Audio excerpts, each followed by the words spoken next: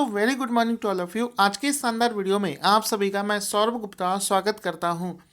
दोस्तों, आज का हमारा जो पहला प्रश्न बना है वो बना है विश्व हिंदी दिवस के ऊपर। अभी अगर आपने हाल ही में आरआरबी एनटीपीसी का एग्ज़ाम दिया हो तो ये वाला क्वेश्चन पूछा गया था। तो यहाँ पर देखो, इसका राइट आंसर क्या हो जाएगा। क्वेश्चन दोस्तों आपका कुछ इस तरीके से बनेगा कि जो विश्व हिंदी दिवस है यानी कि वर्ल्ड हिंदी दिवस, ये प्रति वर्ष किस दिन मनाया जाता है। तो इसका राइट आंसर हो जाएगा हर साल 10 जनवरी। कब मनाया जाता है? हर साल 10 जनवरी, हर साल 10 जनवरी को, हर साल 10 जनवरी को विश्व हिंदी दिवस मनाया जाता है। एक होता है विश्व हिंदी दिवस, एक होता है हिंदी दिवस। यानी कि भारत में हिंदी दिवस कब मनाया जाता है वो एक अलग वो एक अलग क्वेश्चन बनेगा। तो दोनों में डिफरेंस आपको पता होना चाहिए। जो विश्व हिंदी दिवस है ये 10 जनवरी को मनाया जाता है। ऑप्शन नंबर सी इसका राइट आंसर हो जाएगा। इसके रिगार्डिंग आप इसका एक फ़ोटो देख लें। विश्व हिंदी दिवस 10 जनवरी, ठीक है। यहाँ पर देखो बहुत अच्छे से लिखा है कि विश्व हिंदी दिवस 10 जनवरी को मनाया जाता है, ठीक है। आगे चलते हैं। पहली बार जो हिंदी दिवस है ये 10 जनवरी 2006 को मनाया गया था। तो पहली बार ये जो विश्व हिंदी दिवस है ये 10 जनवरी 2006 को मनाया गया था। फिर जो सबसे पहला विश्व हिंदी सम्मेलन जो हुआ था ये 10 जनवरी 1975 को विश्व हिंदी सम्मेलन जो है ये आयोजित किया था। कहाँ पर हुआ था? ये नागपुर में आयोजित किया गया था। जितने भी पॉइंट्स मैं आपको बता रहा हूँ ये सभी एग्ज़ाम के पॉइंट हैं, एग्ज़ाम में ऑलरेडी पूछे जा चुके हैं। अब जैसा कि मैंने आप सभी को बताया था कि जो हिंदी दिवस होता है यानी कि भारत में जो हिंदी दिवस मनाया जाता है और जो विश्व हिंदी दिवस होता है ये दोनों अलग अलग डेट को मनाया जाता है। इस चीज़ को याद रखना, बड़ा कन्फ्यूज़न होता है। जैसे कि मैंने आपको बताया विश्व हिंदी दिवस हर साल 10 जनवरी को मनाया जाता है और वहीं अगर हम लोग बात करें सिर्फ हिंदी दिवस की तो ये 14 सितंबर को मनाया जाता है। तो दोनों डेट्स में आप लोग डिफरेंस याद रखना। जो विश्व हिंदी दिवस है ये 10 जनवरी को और हिंदी दिवस जो कि राज्य का दिवस होता है ये 14 सितंबर को मनाया जाता है। इसके बाद में दोस्तों अगला क्वेश्चन बना है कि कोलकाता अंतर्राष्ट्रीय फिल्म महोत्सव, जिसको शॉर्टकट में बोलेंगे KIFF, के से कोलकाता इंटरनेशनल फिल्म फेस्टिवल का कौन सा संस्करण का हाल ही में शुभ आरंभ किया गया है। तो इसका राइट आंसर हो जाएगा इसके 26वें, कौन से?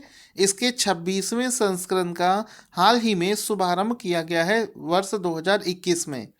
तो यहाँ पर आप देख सकते हैं लिखा भी है बड़े बड़े अक्षरों में कोलकाता इंटरनेशनल फिल्म फेस्टिवल, जो कि 8 जनवरी से 15 जनवरी के बीच में मनाया जाएगा। KIFF 26 यानी कि इसके 26वें संस्करण का हाल ही में शुभारंभ हुआ है। एक चीज़ याद रखना, जितने भी ये फिल्म फेस्टिवल वाले क्वेश्चन होते हैं जैसे गोवा अंतर्राष्ट्रीय फिल्म फेस्टिवल हो गया, कोलकाता अंतर्राष्ट्रीय फिल्म फेस्टिवल हो गया, इन सभी का कौन सा संस्करण आयोजित किया गया है ये चीज़ एग्ज़ाम में आजकल ज़्यादा पूछी जाती है। तो यहाँ पर आप देखोगे इस महोत्सव का जो उद्घाटन है वो बंगाल की मुख्यमंत्री ममता बनर्जी के द्वारा किया गया है। साथ ही साथ में चूँकि जो अभिनेता शाहरुख खान हैं ये पश्चिम बंगाल के क्या हैं? ब्रांड एम्बेसडर हैं। तो पश्चिम बंगाल के ब्रांड एम्बेसडर होने की वजह से शाहरुख खान ने इस इवेंट में वर्चुअली पार्टिसिपेट किया है। जैसा कि आपको मैं एक फ़ोटो भी दिखाऊंगा, ये आप देख सकते हो एक वीडियो कॉन्फ्रेंसिंग के माध्यम से इस इवेंट के ऑर्गेनाइजेशन के टाइम पे शाहरुख खान ने वर्चुअली इस इवेंट को अटेंड भी किया था। क्यों? क्योंकि वो इस समय पश्चिम बंगाल के ब्रांड एम्बेसडर है, इस वजह से उन्होंने इसको अटेंड किया था। आगे चलते हैं, क्वेश्चन बनेगा। उससे पहले आपको बता दूं कि हमारा जनवरी से लेकर जो दिसंबर तक का करंट अफेयर्स है ये मंथ वाइज आपको दिया जा रहा है। इसका लिंक वीडियो के डिस्क्रिप्शन बॉक्स में आपको दिया है। कोई भी दिक्कत हो आप मुझे कॉल भी कर सकते हो, मेरी ईमेल आईडी और फ़ोन नंबर दोनों दे रखा है। किसी भी एग्ज़ाम में आपको सारे क्वेश्चंस यहीं से आपको मिलेंगे। क्वेश्चन बनेगा कि all India football federation AIFF का पहला उप महासचिव किसे नियुक्त किया गया है? आंसर हो जाएगा Abhishek Yadav. Option number A इसका राइट आंसर हो जाएगा कि हाल ही में अभिषेक यादव इसका राइट आंसर हो जाएगा। क्वेश्चन होगा कि all India football federation AIFF का पहला उप महासचिव अभिषेक यादव को अपॉइंट किया गया है। ऑप्शन नंबर ए इसका राइट आंसर हो जाएगा। अब हम लोग समझते हैं ऑल इंडिया फुटबॉल फेडरेशन के बारे में। इसका जो अध्यक्ष है ऑल इंडिया फुटबॉल फेडरेशन का, वो है प्रफुल्ल पटेल। इसके जो उपाध्यक्ष हैं वो हैं सुब्रत दत्ता।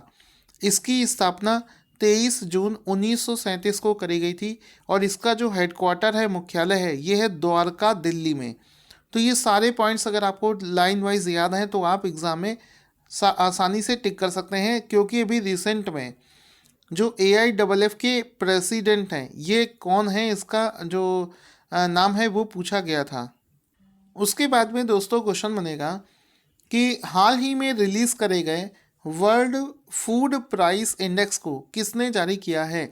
तो ये जो वर्ल्ड फूड प्राइस इंडेक्स है, ये लॉन्च किया है FAO के द्वारा, जिसका फुल फॉर्म होता है फूड एंड एग्रीकल्चर ऑर्गेनाइजेशन। तो FAO के द्वारा हाल ही में वर्ल्ड फूड प्राइस इंडेक्स को लॉन्च किया गया है, जारी किया गया है। तो ऑप्शन नंबर 20 का राइट आंसर हो जाएगा। ये क्या करता है? ये जो फूड प्राइस इंडेक्स है, ये किसी भी सामान्य इंसान की बास्केट में आने वाले जो फूड होते हैं उसके प्राइस में ग्लोबली क्या चेंजेस आ रहे हैं, इसको मेज़र करता है। तो ये हर मंथ में इस डेटा को रिलीज़ करता है, जिसमें कि अंतर्राष्ट्रीय मूल्य में मासिक बदलाव जो देखे जाते हैं, किसी भी व्यक्ति के द्वारा खरीदे गए जो फूड आइटम्स होते हैं उसमें जो इंक्रीमेंट हो रहा है, उसको लेकर ये मेज़र करता है। और ये जो इंडेक्स अभी जारी किया जाएगा, इसका जो बेस ईयर होगा, आधार वर्ष होगा, ये 2014 से 16 वाला होगा। तो इसका जो बेस ईयर है ये 2014 से 16 का इसका बेस ईयर होगा, और ये आपको याद रखना है। अब ये जो ऑर्गेनाइजेशन है FAO, इसके बारे में समझते हैं। FAO जो संस्था है, इसकी स्थापना हुई थी 16 अक्टूबर 1945 को। इसका जो मुख्यालय है ये रोम, इटली, रोम में स्थित है। और इसके जो इस समय के प्रमुख हैं, चीफ हैं, उनका नाम है क्यू डोंग्यू। ये एग्ज़ाम में कई बार 3 से 4 बार रिपीटेड है पिछले 2-3 महीने में। ठीक है। अब चूंकि FAO एक इंटरनेशनल ऑर्गेनाइजेशन है, इसका हेडक्वार्टर भी बहुत पूछा जाता है। तो इसका जो हेडक्वार्टर है रोम, इटली में स्थित है। अब चूंकि इसका हेडक्वार्टर पूछा जा रहा है तो क्या करते हैं कि हम लोग, ठीक है, इसके जितने भी इंटरनेशनल ऑर्गेनाइजेशन की ऐसी वाली लिस्ट का रिवीजन कर रहे हैं जिसमें ऐसा नहीं कि सभी के नाम दे दिए गए हों, सिलेक्टेड मतलब जो चुन चुन कर निकाले गए हैं, जो कि एग्ज़ाम में ज़्यादा पूछे जा रहे हैं। ऐसे इंटरनेशनल ऑर्गेनाइजेशन के जितने भी हेडक्वार्टर वाले क्वेश्चंस बन सकते हैं, पूरी लिस्ट मैं आपको यहाँ पर दे रहा हूँ। इसमें आप देख सकते हैं पूरी इस लिस्ट में जो इम्पोर्टेंट हैं वही मैंने यहाँ पर आपको दिए हैं। जैसे शुरू करते हैं, पहला देखो यहाँ पर थोड़ा सा रिवीजन करते हैं। यूनाइटेड नेशन का सभी को पता है न्यूयॉर्क है, और जो एक ही जगह जिसका हेडक्वार्टर है उसको एक जगह लिख दिया है। जैसे देखो न्यूयॉर्क, न्यूयॉर्क, ये तीनों न्यूयॉर्क में कौन कौन से? यूनिसेफ बहुत पूछा जाता है।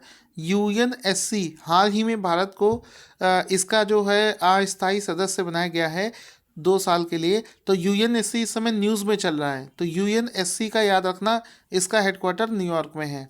इंटरनेशनल मॉनेटरी फंड कितनी बार इसका नाम लेते हैं? वॉशिंगटन DC में। इसके बाद में आपका वर्ल्ड बैंक हो गया, WHO Geneva, international labour organisation Geneva, world trade organisation Geneva, world meteorological organisation ये भी जेनेवा। वीपो बहुत ज़्यादा न्यूज़ में चलता है। वीपो जो है वर्ल्ड इंटेलेक्चुअल प्रॉपर्टी ऑर्गेनाइजेशन, तो इसका भी हेडक्वार्टर जेनेवा में स्थित है। ये आपसे पूछा जा सकता है। फिर इसके बाद में अगर हम लोग देखें तो आपका यूनेस्को पेरिस, याद रखना, UNIDO वियना। फिर जो आपका इंटरनेशनल एनर्जी एजेंसी, बहुत लोग इसमें गलती करके आते हैं, इसका भी वियना है। Organisation of petroleum exporting countries, तो इसका भी वियना है। ठीक है। इसके बाद में FAO का बता दिया है। नाटो याद रखना, नाटो का ब्रुसेल्स, ठीक है। APEC Singapore, ASEAN Jakarta. तो ये सारे कहने का मतलब है कि इम्पोर्टेंट। ये एक और देखेंगे, सार्क, सार्क का कहाँ पर है, Kathmandu Nepal. WWF gland Switzerland, तो ये आपको याद रखना है। आगे चलते हैं, आप लोग इस पूरी लिस्ट का रिवीजन कर लेना। क्वेश्चन बनेगा कि किस बैंक ने NAB फाउंडेशन, जो कि नाबार्ड की एक सहायक कंपनी है, NAB फाउंडेशन के साथ मिलकर माई पैड माई राइट प्रोजेक्ट यानी कि योजना की शुरुआत करी है। तो आंसर हो जाएगा हाल ही में सेंट्रल बैंक ऑफ इंडिया ने, हाल ही में सेंट्रल बैंक ऑफ इंडिया ने NAB फाउंडेशन के साथ मिलकर माई पैड माई राइट योजना की शुरुआत करी है। और ये जो माई पैड माई राइट योजना है, ये जो NAB फाउंडेशन है, ये नाबार्ड की एक सहायक कंपनी है। तो ये पॉइंट भी आप लोग याद रखना कि NAB फाउंडेशन नाबार्ड की एक सहायक कंपनी है, इसको भी आप लोग याद रखेंगे। आगे चलते हैं, इसके बाद में भारत का पहला इंडोर स्कीइंग पार्क कहाँ पर स्थापित किया जाएगा। तो ये जो इंडोर स्कीइंग पार्क है, इसको कुफरी में स्थापित किया जाएगा। ऑप्शन नंबर ए इसका राइट आंसर हो जाएगा कि ये जो इंडोर स्कीइंग पार्क है, इसको कुफरी में स्थापित किया जाएगा। देखो, आपने इस तरीके से एक पार्क देखा होगा जिसमें लोग स्कीइंग करते हैं। स्कीइंग आप समझ गए ना, जैसे बर्फ़ पर इस तरीके से लोग फिसलते हैं और फिसल कर आगे जाते हैं, फिर पीछे आते हैं, इस तरीके से जो स्नो पर एक्टिविटी होती है। वैसे तो ये एक आउटडोर एक्टिविटी है, लेकिन इस कुफरी में एक इंडोर पार्क स्थापित किया गया है जहाँ पर आप अंदर ही सारी चीज़ों को एंजॉय कर पाएंगे। तो यहाँ पर इस तरीके से ये कुफरी कहाँ पर है, कुफरी हिमाचल प्रदेश में है। आप जब शिमला मनाली जाएंगे तो पहले आप शिमला जाते हैं, और शिमला से जब आप मनाली जा रहे होगे तो बीच रास्ते में एक जगह पड़ती है जिसको कुफरी बोलते हैं। वहीं पर ही आपको ये स्कीइंग पार्क जो है स्थापित किया जा रहा है। ठीक है, तो यहाँ पर आप देख सकते हैं कौन सा राज्य पूछा जाए तो हिमाचल प्रदेश की कुफरी में इसको स्थापित किया जाएगा। आगे चलते हैं, क्वेश्चन बनेगा कि पश्चिम बंगाल ने वरिष्ठ नागरिकों के लिए मोतियाबिंद का ऑपरेशन मुफ्त में करने के लिए और उनको और नेत्र संबंधित उपचार करने के लिए किस योजना को शुरू किया है। तो आंसर हो जाएगा चोखेर आलो। ऑप्शन नंबर ए इसका राइट आंसर होगा कि पश्चिम बंगाल में वरिष्ठ नागरिकों के लिए मोतियाबिंद को सही करने का एक ऑपरेशन चलाया जा रहा है जिसमें कि मुफ्त में उनकी आंखों का उपचार किया जाएगा। इसका नाम रखा गया है चोखेर आलो। तो ऑप्शन नंबर ए इसका राइट आंसर हो जाएगा। यहाँ पर आप देख सकते हैं हाल ही में ममता बनर्जी ने इस चीज़ को अनाउंस किया है कि चोखेर आलो स्कीम जो है ये पश्चिम बंगाल में लोगों को आंखों का इलाज मुफ्त में करवाने के लिए शुरू करी जा रही है। क्वेश्चन बनेगा कि पंजाब सरकार के द्वारा राज्य सरकार की जो डिजिटल डायरेक्टरी है वो सामान्य लोगों के लिए उपलब्ध कराने के लिए किस मोबाइल ऐप को शुरू करने की घोषणा करी है। यानी कि अब पब्लिक जो है, जो सामान्य लोग हैं, वो लोग भी पंजाब की जो सरकारी डिजिटल डायरेक्टरी है उसको एक्सेस कर पाएंगे। और इसके लिए एक मोबाइल ऐप लॉन्च किया गया है जिसका नाम है DG नेस्ट। तो DG नेस्ट नाम से इस ऐप को शुरू किया गया है पंजाब सरकार के द्वारा। ये भी याद रखना, कभी कभी आपसे ऐसे भी पूछ लेता है कि DG नेस्ट नाम का ऐप किस राज्य सरकार के द्वारा लॉन्च किया गया है। तो पंजाब सरकार के द्वारा DG नेस्ट नाम से इस ऐप को लॉन्च किया गया है जिसमें कि पंजाब के लोग पंजाब की डिजिटल डायरेक्टरी को एक्सेस कर पाएंगे। तो ऑप्शन नंबर ए इसका राइट आंसर हो जाएगा। इसमें आप देख सकते हैं launch of DG nest, Punjab के CM यहाँ पर दिख रहे हैं। ये है वो जिससे आप डिजिटल डायरेक्टरी को एक्सेस कर सकते हैं पंजाब सरकार की। इसके बाद में दोस्तों जनवरी 2021 में किस संगठन को DRDO का प्रतिष्ठित पुरस्कार जिसका नाम है डिफेंस टेक्नोलॉजी एब्जॉर्प्शन अवार्ड दिया गया है। तो आंसर हो जाएगा सेंटम इलेक्ट्रॉनिक्स लिमिटेड। तो ऑप्शन नंबर डी इसका राइट आंसर हो जाएगा कि ये जो सेंटम इलेक्ट्रॉनिक्स लिमिटेड है, ये जो सेंटम इलेक्ट्रॉनिक्स लिमिटेड है, इसको ही डीआरडीओ का एक प्रतिष्ठित पुरस्कार है जिसका नाम है डिफेंस टेक्नोलॉजी एब्जॉर्प्शन अवार्ड, ये प्रदान किया गया है। तो ऑप्शन नंबर डी इसका राइट आंसर हो जाएगा कि ये जो सेंटम इलेक्ट्रॉनिक्स लिमिटेड है, इसको डीआरडीओ का डिफेंस टेक्नोलॉजी एब्जॉर्प्शन अवार्ड जो है प्रदान किया गया है जनवरी 2021 में। तो यहाँ पर आप देख सकते हैं इसको, ये हाल ही में इसको प्रदान किया गया है। ये जो कंपनी है सेंटम इलेक्ट्रॉनिक्स लिमिटेड, ये बेंगलुरु बेस्ड एक कंपनी है, इलेक्ट्रॉनिक कंपनी है जिसका हेडक्वार्टर बेंगलुरु में स्थित है। क्वेश्चन बनेगा, इसरो की इसरो की योजना के अनुसार जो हमारा 2021 से 30 वाला दशक है, उसके लिए भारत का पहला सौर मिशन कब से शुरू होने की उम्मीद है? तो आंसर हो जाएगा कि भारत का जो पहला सूर्य के लिए मिशन है, ये 2022 में इसकी शुरुआत हो जाएगी और 2021 से जो आपका 30 तक का ये जो दशक है, इसमें जो 2022 है, ये भारत का पहला सौर मिशन जो है ये लॉन्च किया जाएगा। ऑप्शन नंबर ए इसका राइट आंसर हो जाएगा। आपको पता होगा ये जो इसरो के चीफ हैं जिनका नाम है के सिवान, उनका जो कार्यकाल है हाल ही में एक्सटेंड कर दिया गया है 1 साल के लिए। तो इस समय इसरो के चेयरमैन का नाम क्या है?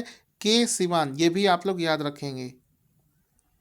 दोस्तों आज का क्वेश्चन जिसका आंसर आपको देना है, किस राज्य ने धिया दी लोहड़ी और बसेरा योजना को शुरू करने की घोषणा करी है?